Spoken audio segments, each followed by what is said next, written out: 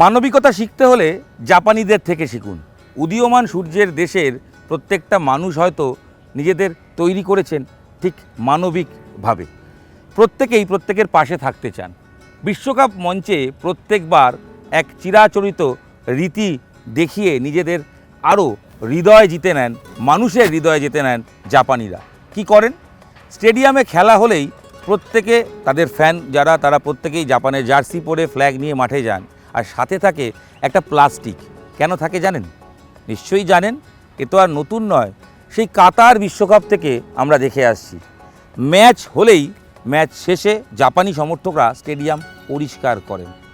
এই যে যত্রতত্র নোংরা পড়ে রয়েছে, জাপানিরা খেলা শেষ হওয়ার পর সেই নোংরা প্লাস্টিক, জলের বোতল, যাবতীয় যা আছে সেগুলো কালেক্ট করে প্লাস্টিকে ভরে দিয়ে স্টেডিয়ামকে একইভাবে একই রূপে ফিরিয়ে দেয়, অর্থাৎ খেলা শুরুর আগে যেভাবে স্টেডিয়ামটি ছিল। এ ঘটনা একটা বা দুটো ম্যাচের ক্ষেত্রে নয়, জাপানের সমর্থকরা প্রত্যেকটা ম্যাচে এই কাজটাই করে আসছেন।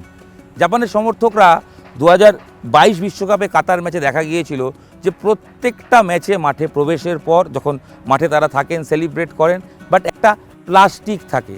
খেলা শেষ হলেই গোটা স্টেডিয়াম জুড়ে সমস্ত প্লাস্টিক, জলের বোতল অর্থাৎ বজ্র পদার্থ যেগুলোকে স্টেডিয়ামে মানুষ চিপসের প্যাকেট খেয়ে দিয়ে ফেলে দেয়, সেগুলোকে কালেক্ট করে হাতে করে স্টেডিয়ামের বাইরে নিয়ে আসছেন এবং নিয়ে আসার পর নির্দিষ্ট জায়গায় সেই ডাস্টবিনে প্যাকেটগুলো ফেলছেন।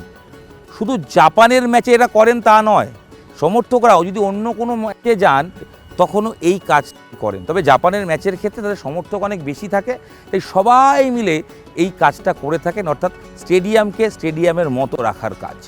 স্টেডিয়ামকে নিজের রূপে ফিরিয়ে দেওয়ার কথা হয়তো সবাই ভাবেন, কিন্তু করে কজন? জাপানিরা করেন।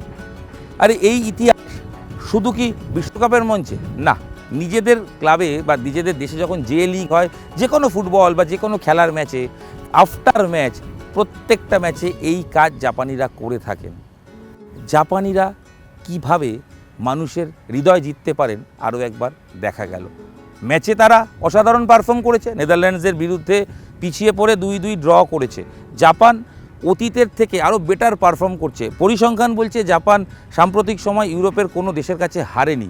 আসলে তার কারণ ফুটবলাররা বেশিরভাগ ইউরোপে খেলেন, তাই তারা অনেক তৈরি।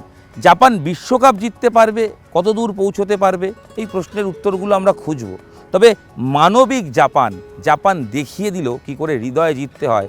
এই সামান্য ছোট্ট কাজটা করে হয়তো এই কাজটা আপনি আমিও করতে পারি। আমার এলাকা, আমার পার্শ্ববর্তী অঞ্চল, আমার বাড়ি, আমার মহল্লা, আমার রাস্তাঘাট সব জায়গা ঠিক রাখতে সবসময় দোষারোপ না করে এইটুকু কি করা যায় না? নিজের আশপাশে যদি আবর্জনা থাকে সেগুলো কালেক্ট করে নির্দিষ্ট জায়গায় ফেলে দিন। আর যখন এই চিপস খাবেন, বিস্কুট খাবেন, জল খাবেন, এটা আমার জায়গা না বলে রাস্তায় ফেলবেন না, কালেক্ট করুন বা এক জায়গায় রেখে দিন, নির্দিষ্ট বক্সে ফেলুন।